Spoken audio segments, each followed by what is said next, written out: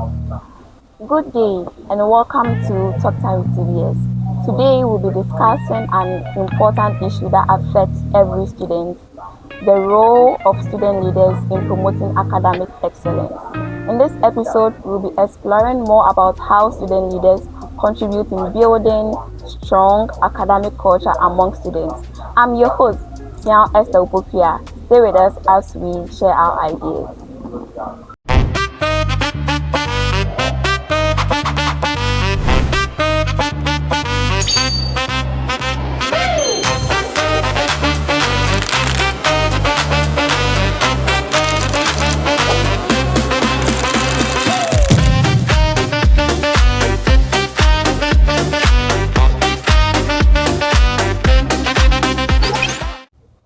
Today on Talk Time with TBS, we are privileged to have the Vice President-elect for the College of Humanities and Social Sciences, and he is in the person of Mr. Nyamiche Mafu Ahenkra. You're welcome to Talk Time with TBS. Thank you very much for having me. Please, can you introduce yourself to our audience? Okay, so I'm Nyamiche Mafu Ahenkra, Okay. the Course University Vice President-elect. Okay. The topic for today is the role of student leaders in promoting academic excellence. What's your understanding of academic excellence? Okay, so first of all, let me thank my viewers and also thank this honorable show for hosting me to express the knowledge I have about academic excellence. I would say academic excellence is basically, in my definition, the continuous learning and then also commitment to academic pursuits and then also lifelong learning.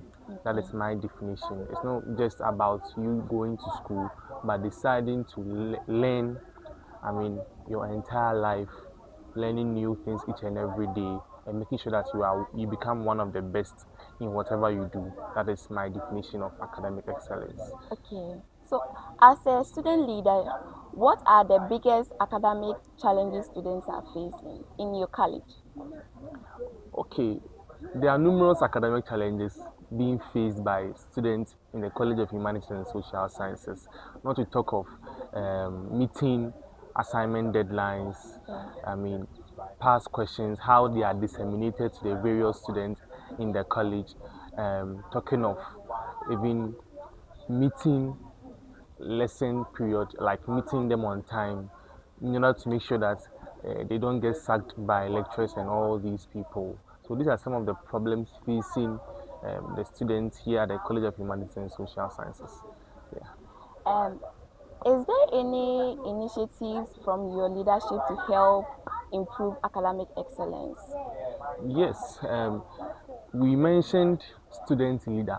Yes, I am a student leader, and then if we are to break student leader into two, we have, first of all, I'm a student, and then being a student, I share the same challenges and I share the same joys with every student out there. So whatever they face or whatever we are facing as students, I can say that I am the number one, let me use the word in quotes, facer of such problems. Okay. So if we talk of an issue like dissemination of past questions to various students, I feel like it's a very it's a pressing issue and a pressing concern, because here at K University, students depend mostly on past questions when it comes to passing examination and then making the best grade out of every course. And then I feel like past questions has only become a digital platform accessible product. But I feel like in our administration, what we are going to do is to make sure that past questions also are available in the various libraries and then centers that we have, where you can have printed past questions, you can have hard copies of past questions, that when you go to the library, you don't just have access to textbooks and then other things, but you also have the past questions right before you. You can sit down and solve them yourself. So it's something we are going to engage the various lecturers and the deans of the various faculties to make sure that we have past questions, we have a past question bank, not on digital platforms only, but accessible in the various libraries we have at our faculty and the college at large. We've been hearing students are struggling academically. Are there some ways in which we can help students struggling to perform well academically? First of all, I would say that for a student to perform well, it depends on the student. Yeah. There's no administration or nobody in this world can force a student to perform well. The first step begins with the student himself or herself to decide to perform well academically. But what we student leaders, what we do or what we are going to do is to facilitate the process of you performing well. If a student is not performing well in a particular course, let me take an example. Here at the College of Humanities and Social Sciences, we have a universal course like statistics and then com skills. Yeah. If we have students failing at com skills and statistics, the best we can do as an administration is to make sure that we organize effective tutorials where we have other student leaders coming on board to teach these students to make sure that they are getting the concept very well, because we believe that students learn from students. There are some students who do not perform well because what they heard in the lecture hall, they don't really stick, or it looks so big for them. The lecturers might be using big words and then jargons and all those things, but if they are to hear it from their fellow students in a tutorial session, I believe or we believe that it's going to be very effective. Also, we have the mentorship and peer learning programs where we have students engaging with their own colleagues to help them academically. And then one thing I would also want to point out, I believe it's a bit too early to mention this, but for the sake of the viewers out there in the program that we are on right now, I would say that our administration is currently working on appointing one of the best students amongst us to handle matters relating to academics. In the same way, when you go to the national level, we have the Minister of Education. We are also, in search of finding the best of the best students here at the college to facilitate such programs like tutorials and then peer learning. Okay. Mr. Hinkap, please, what are the benefits of taking your academics seriously? Your academics, first of all, is your primary goal as a human being, not just as a student. Every human being, you have to improve on yourself and then add value to yourself. Adding value basically is academics. So if as a human being you are adding value to yourself each and every day through what we call academics, it is going to personally put you on so many opportunities. I believe that success happens when opportunity meets preparation, and your academics is your means of preparation. So the moment you are improving yourself by, first of all, through formal education, coming to school, learning, getting the degree, first class degree, that is fine. Anytime there's an opportunity for you to, work in the country, work outside, meet someone, a dignitary or someone, that's your opportunity. And it's going to meet your preparation as someone who has learned or someone who has taken his academics seriously. And that is going to make sure that you are being put on that opportunity. For instance, day in, day out, we have dignitaries like the Minister of Education, various MPs coming to our school to have seminars with us. And then we all seek one way or the other to connect with them, get their contacts, and then seek for job opportunities and internships one way or the other. But the question is, are we prepared? How prepared are we? That if the Minister of Education is to ask you, where's your CV? Let me see your CV. The CV are going to show how nice is it, and it's all going to depend also on your academics, how you've improved on yourself.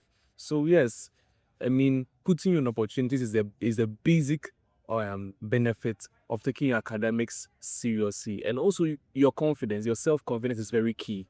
Maslow's hierarchy of needs, self-esteem. And I believe in this order we are, self-esteem has become one of the most important things. You being able to believe in yourself and express yourself wherever you go can also depend on how learned you are and how far you've learned or how far you've reached.